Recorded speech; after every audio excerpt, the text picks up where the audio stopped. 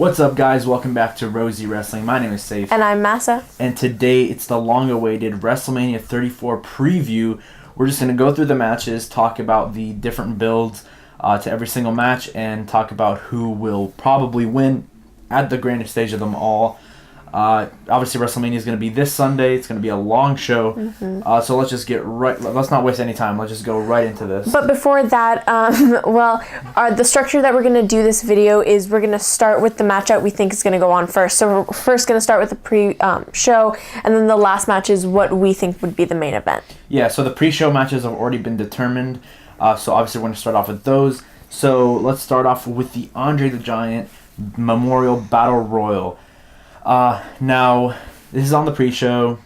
Who do you think is going to win from this match? We know it doesn't mean much. Right. But I think this is one of the more unpredictable matches. It definitely is unpredictable because there's so many people that could win. I'm thinking Matt Hardy. That would be a good shout because, the whole Ultimate Deletion thing, and after that he kind of just didn't really do much. So, this kind of gives him something to brag about. And, him and what he did with that statue, I just think it's so funny, and he could pull some fun stuff off. I think Matt Hardy would be a good option. I wrote down 4 different options here. First would be Samoa Joe. If he is going to return, he could return here, or he could return somewhere else in the card, which we'll talk about. Also, an NXT guy is possible. We saw Baron Corbin wanted a few years ago, so I feel like the perfect guy for that would be a Lars Sullivan. A big guy, he could just dominate in this match. Or Drew McIntyre. Drew McIntyre, if he is ready to go, which I think he's about ready to go. I want to also see Matt and possibly Jeff Hardy have an altercation if Jeff's in this match. I think that would be fun. And also Elias could be a possibility. But also, same with Samoa Joe. He could be used somewhere else down the card. But the main thing from this match is I don't want to see any Bray Wyatt. I want to keep him off the card. I want to keep him off my screen for months, if anything. He needs to really revitalize the character. And also, a lot of people are talking about Goldberg, but since this is on the pre-show, I don't see Goldberg making an appearance in this match. So moving on to the next match, it's going to be the Cruiserweight title. Cedric Alexander versus Mustafa Ali. Is it as simple as Cedric is just going to win? See, I don't think so. I feel like recently Mustafa Ali has definitely drawn a lot of momentum and a lot of attention to himself. I've heard the comparison, people have been saying he's showing some signs of HBK, that heart, that the soul, I actually think he might take this one home. He definitely is deserving, and I think Cedric is also deserving. But also, can I just say, I'm really excited for this match. I don't think I've ever been excited for a pre-show match since I don't know when. Yeah, I think I do want Mustafa Ali to win. I think it would be a little bit, it would be more of a swerve because they have been building the division around Cedric. But Cedric would be too predictable, but I wouldn't be a bad option as well. They're both amazingly talented too. Absolutely, this is going to be a fantastic match. I'm not mad this is on the pre-show, and it's for only one reason, and that's because they're going to get time on the pre-show. If this was to be on the main card, it might seem more important, but if it gets 7-8 minutes, it's not really going to look important. So here, give them a good 20 minutes, let them go at it. Moving on, we're going to go to the Women's Battle Royal, which the trophy which they presented on Monday, it looks awful, honestly. It looks almost like plastic. Who do you think is going to win this match? Because also this is pretty unpredictable. Same with the Andre the Giant Memorial Battle Royal. So for me, there are a couple options. They could do Ruby Riott because she hasn't really been doing that much recently. The main focus, or the one that's most predictable, I guess, is Bayley, so we can have Sasha Banks turn heel on her. But I actually was thinking someone else like Ember Moon because of the whole Baron Corbin thing. He was an NXT call-up, and imagine the momentum that she will have coming into the women's division, especially with the whole women's revolution coming up. And also, she has had some problems with Shayna Baszler, and that's going to be the NXT TakeOver match, and especially if she loses that title, this is definitely just a little bounce back for her. Yeah, she's primed for a call-up, but for me, the only sub-storyline from this match is Sasha Bayley, which I think they should be the last two in the ring, and I think either one of them should win the match. I think it would make sense the most for Bayley to win and that Sasha go full-out heel on her. Already they're not having the best of times together. There's already, obviously a feud just brewing.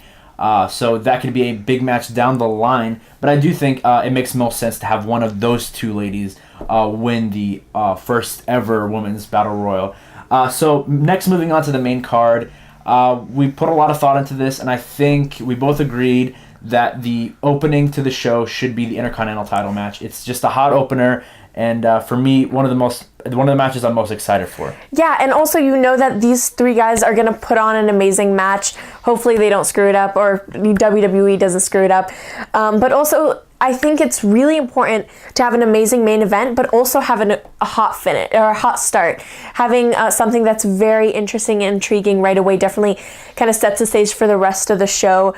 And I think one of the person I think is probably going to win is Finn Balor, because one, he's deserving of it, and also, you know, I don't think The Miz is probably in that situation because, you know, he just had a baby girl and he definitely deserves a break, spend time with his family. And also Seth Rollins, you know, he did win the match right at the Go Home show, so I really don't think that he's... Yeah, I think the direction they're going in is Balor to win the IC Championship and then Rollins to go with a feud with Roman post-WrestleMania for the Universal title.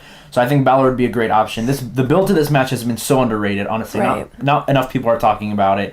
I feel like these three are the MVPs of Raw every single week for the past few weeks. So I'm definitely really excited for this match. And it just makes the Intercontinental Championship even more prestigious to have it centered around such a good storyline.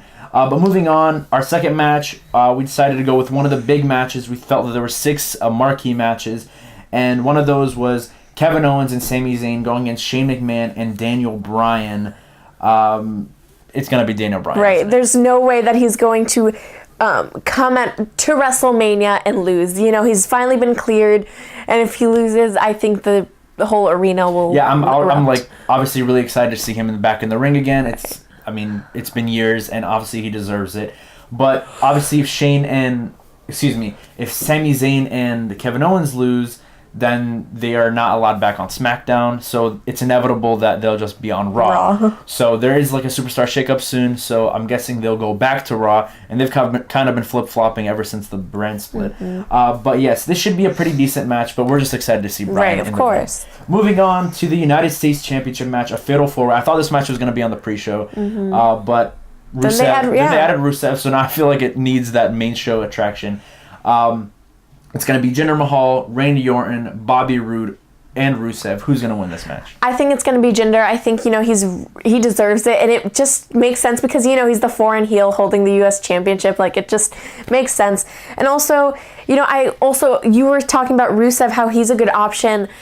He was kind of thrown in last second, so I feel like this is just to put him in there, which I don't like. I wish he kind of was there from the beginning.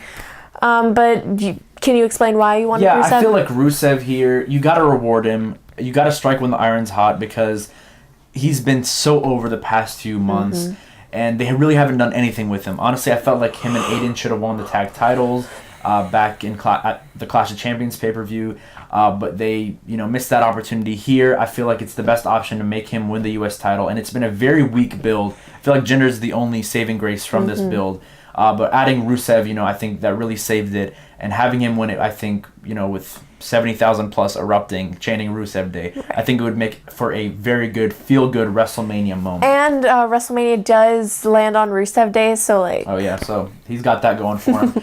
Moving on to one of our next marquee matches, it's Asuka versus Charlotte Flair. Now, what have you thought of this build to this match? The build itself hasn't been that great, not gonna lie. I feel like, I remember there was like probably one good segment throughout the whole build that I enjoyed.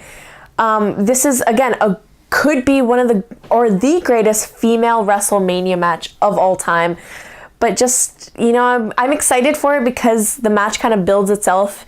But, like, the build hasn't really, like, done anything for me. Yeah, the build has been awful. I mean, they've barely had any interactions. I mean, Asuka's on Raw, I understand, but they've barely done anything together. But I think there's a lot of pressure on this match to deliver because there hasn't been a great singles match for in the women's division at WrestleMania, like, ever. Right. I can remember Mickie James and Trish Stratus, but I don't think that was a great match. I think that was a good story, but not a great match. So here, they really got to tear the house down. This has got to be the Steamboat Savage for the women. This needs to be the match that 20 years down the line, they look back and say, hey, this is what inspired us to become women professional wrestlers. So there's a lot of pressure, and quite frankly, Charlotte hasn't really been putting on the greatest matches over the past year. So she really needs to take it up to an extra gear, put it in an extra gear. And same with Asuka, to be But honest. also, like, they need to give this time. I know that WWE sometimes can be a little bit skimpy with the time. If out of all of the women, or the 2 women's matches, this one should get all the time. Both of these girls are talented in their own rights, but this is a pretty good story in general with the streak versus championship. So I think that this would be just, hopefully it delivers as one of the But we greatest. can both agree Asuka's going to win this course. match. I don't really see it any other way. It would be kind of dumb here to... honestly, I think she needs to win and hold it for a year. Right. That would make the most sense. I mean, that's what they've been building up for ever since she's come to the main roster. But moving on to the Raw Tag Team Championships, it's going to be Sheamus and Cesaro the Bar versus Braun Strowman and mystery partner. I think we actually know the partner. It's Braun Strowman. Yeah, I thought that was gold on Raw. But just on a serious note, like who is it? Like I honestly really like that they didn't tell us until Mania because of the fact that it gives you that unpredictability factor. So who's gonna be the partner if you had to put your money on it? That's so hard. If I had to put my money on it, I would probably think Samoa Joe. That would be a good option. But I really want it to be Rey Mysterio. I really, really want it to be. Oh my God, that would be so nice. I think that would make for a cool dynamic. But at the end of the day, I think Rey's still suffering from that injury. I don't think he's cleared quite yet. I do think it's inevitable that he will be back in the company. But for me, I think Elias is probably the favorite. If not Elias, then Samoa Joe. I know Elias isn't even on the card, and if he's not in the Battle Royal, if he's not on this, then I think he has to have a live concert with The Rock. Like that honestly would be oh my God, would be fantastic. And for Elias, that would be even better than a match to be put. Yeah, you don't have to be over for wrestling. I feel like he's just talented enough, and he could put on a concert instead of someone else. That would just be fun. But also I heard there's rumors that it might be Bray Wyatt, and oh my God, no, that would be so bad. Yeah, honestly, that would be the worst option, and it would really put a bad taste in my mouth before the match even starts. Of course. Also, another option I put down here is James Ellsworth. I think that would be pretty cool. I know a lot of people aren't big fans of James Ellsworth, and at the end they were kind of sick of him. But he did debut against Braun Strowman, so it'd be pretty cool to have him. He barely has to do anything because Braun, he can win it on his own. So I think that would be pretty cool. His first championship in the WWE is a tag title with Braun Strowman. Exactly. So I think it would be pretty cool, and I think it would make for some good laughs. But next, we have probably the most exciting match ever. The dream match as everyone builds it up to be. AJ Styles defending his WWE Championship against Shinsuke Nakamura. So we chose to put it in the mid-card, and I know a lot of people want it to main event, but let's be realistic here. The build hasn't really been good enough for it to main event. And these two, I don't think, are big enough mainstream stars for it to main event. I think it's not. It's more of WWE hasn't built it up to be the main event, because you can kind of tell that they have dedicated more time and effort into Roman Brock or the mixed tag or whatever it's going to be. But I feel like they just kind of threw this match of just, oh yeah, it's a dream match, everyone wants it, we're gonna give it that. Yeah, they're putting all their eggs in that basket. Right. Oh, it's a dream match, we don't really have to build it up that well. But I think in the mid-card, fans aren't fatigued at this point, so we can give it our full energy, because it's gonna be a long show. So by the main event, a lot of people are gonna be tired. And the build did improve at the end. I know a lot of people are still giving it flack, but at the end of the day, the last 2 weeks have been really good. Both their altercations I've really enjoyed. But the main thing, this has to get time. You were talking about Asuka Charlotte. This needs double the time. Oh my God, yes. This needs at least 25 minutes for them to really tell a good story. I mean, you want to watch the Wrestle Kingdom match that Dave Meltzer, I think, gave it a 5 stars. They gave that got a lot of time. This needs to get a lot of time, or it's gonna flop. Right, and also, they didn't build it up that well, so this is just to kind of fix everything, because imagine this dream match that we've all been wanting for months and months and months not really deliver. And it's not Shinsuke or AJ, it's to blame. Yeah, if they give them 25 minutes and they still don't deliver, you can blame it on the talent. But another thing that a lot of people are not talking about is the outcome. And I feel like Shinsuke has to go over here, or I think it's done for him, because the whole Jinder Mahal thing, that didn't do any favors for him. That was an awful feud. He hasn't been booked properly. He's been given this opportunity, but if he loses here against AJ, it just makes no sense. And another thing is, a lot of people are saying that Nakamura hasn't really delivered quite yet on the main roster. But if there's anybody to get that amazing match out of him, it's going to be AJ Styles. AJ Styles was able to get a good match out of Jinder Mahal. AJ Styles was able to stand on his own against Brock Lesnar. You know, AJ can do anything. So I have full faith in AJ. I think this could be that 5-star match people are looking for. It just needs to get that time. This is the match I'm most excited for. I know you are too. And I'm, I got to give credit to the WWE because a lot of people were saying that they're not going to give us this match, but they ended up delivering. They're giving the fans what they want. So I will give them credit when credit is due. Moving on to the Raw Women's Championship, Alexa Bliss versus Nia Jax. What have you thought of this build, and who do you think is going to win? So I think this build hasn't been that bad. I think it's pretty decent. You know, the whole like teenage drama, middle school drama thing. But, you know, I think... Hear me out. And I know we were talking about this earlier and you thought I was crazy, and I also kind of think I'm a little crazy. You know, the favorite is Nia Jax to win. But I was also thinking there hasn't been, looking at the card, there's not going to be many title retains. So I feel like, you know, they always tend to favor Alexa for some reason, so maybe she might have a chance. You know, maybe Mickie James might get involved. I kind of want to see a little bit of a different dynamic. So, you know, I think honestly it would be an awful ending if it was just ended in a disqualification. Oh yeah. Because you know you've been building up to this point where Alexa's basically been bullying Nia Jax. So you want her to get that comeuppance, and you want Nia to win. So I think it would be a really bad option for Alexa to retain the title here. We also got to think about Carmella. Carmella could definitely be a factor here. You could end up seeing Nia Jax winning, but then Carmella cashing in the Money in the Bank. Because I feel like there's no way she's going to cash it in the SmackDown Women's title because she's not beating Asuka. Yeah. Sorry. And plus, again, we said this before. This is the first ever women's Money in the Bank. We can't have it be... No, she's not going to be another Baron Corbin. She can't pull a Damian Sandow on us and lose. It can't. But also, thinking about it this way...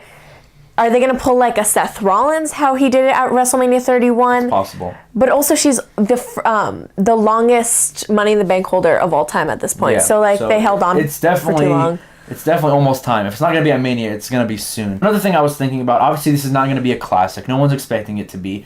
A lot of people are saying that this is a match they're least excited for. I think it's told a good story, and I'm not expecting a classic. These two aren't great workers, but just give us something mediocre. If they're not going to go in that direction, just have it be a squash match. Have Nia just obliterate Alexa Bliss and win the title. Because at the end of the day, they're not going to put on a classic match, and it would just make sense because look at the size. Right. Nia Jax is, this big Braun Strowman type of lady, and Alexa Bliss is 5'0". So it makes sense to have it. But also some matches, they don't have to be long. They don't have to be think about last year at WrestleMania, Brock and Goldberg. That was a great match. It was one of the best matches of the night. So now the next match isn't officially announced, but we're pretty sure it's going to happen. Now, it's Cena versus Taker. What do you think about it not being announced? Is it going to be an impromptu match at WrestleMania? I think they're banking on, WrestleMania sells itself. It's going to be sold out anyway, so we don't really have to say anything with this match. But how is it going to happen? Is Cena going to come out, or is Cena going to be in the crowd section the whole time? We'll just keep cutting to him, but then he'll have a segment, and then Undertaker comes out. Honestly, I think this whole thing has been dumb. I'm not going to keep ranting about how I don't want Undertaker to wrestle. This is going to happen, but this whole build has been awful. Cena's not taking this seriously, and honestly, at this point, they just need to announce it on social media or something. Taker needs to make a video on Michelle McCool's Instagram or something like that and be like, I accept your challenge. But I'm over it at this point. Right, but I talked to one of my friends who's a wrestling fan, and he actually said this, and it's not too far-fetched. I don't think this is going to happen. But remember when Cena and Rock had their whole thing and building up for the next year? Maybe Taker comes in, just says, next year Mania, I'm coming for you. But also I'm thinking he's an old man and he needs to replace his hip at this point. Yeah, so. I mean, honestly, if it does happen, let's not fool ourselves. It's not going to be a good match. I'm sorry. Right. The last time Undertaker put on a good WrestleMania match was at WrestleMania 29 against Punk. That was 5 years ago. Ever since then, it's been mediocre to bad. So let's not fool ourselves. It's not going to be a good match if it does happen. And for me, if it does happen, then it needs to be American Badass Undertaker or bust. Because, that's what makes sense. The dead man is officially dead. He left his freaking hat and coat in the ring. But if this is going to happen, I think that Taker should be the one who wins. Because why the hell would he come back just to lose? So next we have the SmackDown Tag Team Championships being defended by the Usos against the New Day and the Bludgeon Brothers. Now, I actually thought this would be like a TLC or a ladder. There's actually no ladder matches, which is crazy. And like, there's no DQ matches. There's no gimmick matches. Honestly, I think like I won't be surprised if they say one of these matches is no DQ just out of the blue, right? Because sometimes they do that. But yeah, I thought it was foolish not to give this match the ladder stipulation. I mean, you have 3 teams. You can do a freaking TLC match. You can do a ladder match. Why not just give this? Kind of does remind, their dynamic kind of does remind me of Edge, Christian, and the Hardys and the Dudleys, not gonna lie. Yeah, but overall I thought the build at first was really good, but the go home show was just awful. Yeah. Like they barely had a segment on there. They were hyping up for the network, basically. At that point. They were just talking about the network. And I like how New Day were serious at the beginning. Big E, especially with his whole promo. Oh my god, that was one of the greatest. And even after Fastlane, he was still serious. He wanted to fight for his brothers and Kofi and Xavier. But after that, they were just normal New Day, and I thought that was an awful decision. It should have been, hey man, like you guys beat the absolute living piss out of us. We're gonna, we're not just gonna be pushed over like that. Right. But instead, it's just been regular New Day throwing pancakes. They've barely been involved in this build, anyways. That's my main criticism, I think, of this build. But also, like for me, I feel like the SmackDown Tag Team division is amazing. Just so many amazing teams. It's definitely a lot better than the Raw Tag division, and just they have so much star power. But and again, this is WrestleMania. This is such a big deal. I kind of was wishing for a little bit more with the build, especially towards the end. But I feel like the Bludgeon Brothers are the ones that have to go over here. They've been undefeated since they started, and they've just been obliterating every team. I think it should be a great match with all the teams involved, but it would make the most sense for the Bludgeon Brothers to go over. So for semi-main event, we have the mixed tag match between Stephanie and Triple H versus Ronda Rousey and Kurt Angle. What do you think about the build of this match? I thought it's been okay. Some of the segments have ended up being flat. At the end of the day, I don't really blame them. Ronda is still new to the company. She still has to get used to, the way segments work, the way promos work, and just the way, she needs to speak on the mic. But the main thing about this is, for me, this cannot main event. Oh my God, no. I don't know who I heard it from, if it was Meltzer or one of the dirt sheets. Right now it's 50-50 between this and Brock Roman. And I know a lot of people are against Brock Roman main eventing, but for God's sake. Come on. This match, it's not projected to be a classic. It's not projected to even be a great match.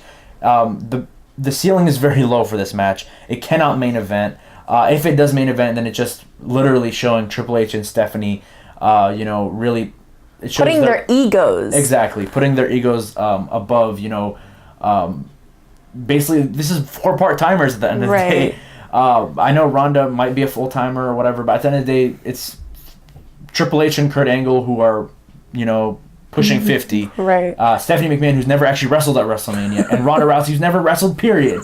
So it would be an awful decision to have this main event. As for this match, it's definitely not going to be a show stealer. It could exceed my expectations because Ronda could really surprise us, and Kurt could even surprise us as well. But the winners have to be Rousey and Angle because it's just what makes sense. Right. Rousey's probably going to get the submission victory over Stephanie. And I think it could be a fun match, but I'm not expecting much. So for the main event of the show, if you couldn't guess already, it is Brock Lesnar against Roman Reigns for the Universal Championship.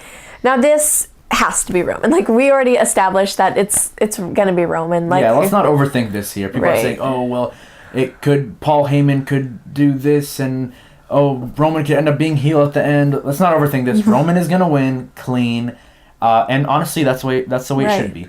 They've been building up to this point for a while. You could even say since WrestleMania 31 they've been building up to this point. It should be Roman. He should win the title, and Brock, he can go on to do whatever he wants to do. If he's going to stay with the WWE, re-sign, or just go to the UFC, whatever he wants to do. Roman needs to win here. He's the top guy. Give him the title. He's going to have some fantastic feuds, as long as, he doesn't just win every single one of his matches. This is the only logical main event as well. But also, you're building Roman, or you're not building, he's the big dog. He is the main guy. He's the top guy. He has to win the Universal Championship. Plus, imagine how great it will feel to have a full-time champion. For the longest time, the Intercontinental Championship has been kicking the Universal Championship's ass. So at least now we get a full-time champ. But all in all, I'm actually excited for this match. The build has been good. I'm not going to lie. Honestly, some of the weeks seem the same, but I'm with Roman. I'm sympathetic to the character. He is the company guy. Right. I believe that.